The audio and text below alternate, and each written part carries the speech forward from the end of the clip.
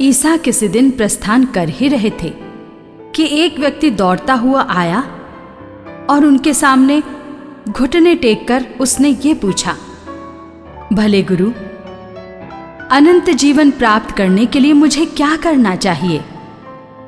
ईसा ने उससे कहा, मुझे भला क्यों कहते हो? ईश्वर को छोड़ कोई भला नहीं। तुम आज्ञाओं को जानते हो, हत्या मत करो, व्यभिचार मत करो, चोरी मत करो, झूठी गवाही मत दो, किसी को मत ठगो, अपने माता पिता का आदर करो। उसने उत्तर दिया, गुरुवर, इन सब का पालन तो मैं अपने बचपन से करता आया हूं। ईसा ने उसे ध्यानपूर्वक देखा और उनके हृदय में प्रेम उमड़ पड़ा।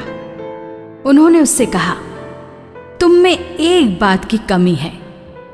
जाओ, अपना सब कुछ बेचकर गरीबों को दे दो और स्वर्ग में तुम्हारे लिए पूंजी रखी रहेगी।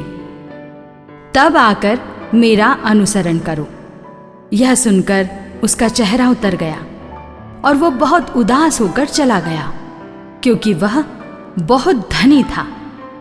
ईसा ने चारों ओर दृष्टि दौड़ाई और अपने शिष्यों से कहा, धनियों के लिए ईश्वर के राज्य में प्रवेश करना कितना कठिन होगा। शिष्य यह बात सुनकर चकित रह गए।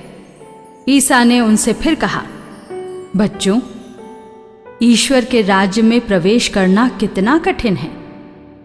सुई के नाके से होकर ऊंट का निकलना अधिक सहज है, किंतु धनी का ईश्वर के राज्य में प्रवेश करना कठिन है।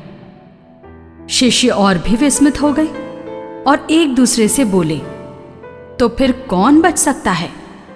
उन्हें स्थिर दृष्टि से देखते हुए ईसा ने कहा, मनुष्यों के लिए तो यह असंभव है, ईश्वर के लिए नहीं, क्योंकि ईश्वर के लिए सब कुछ संभव है।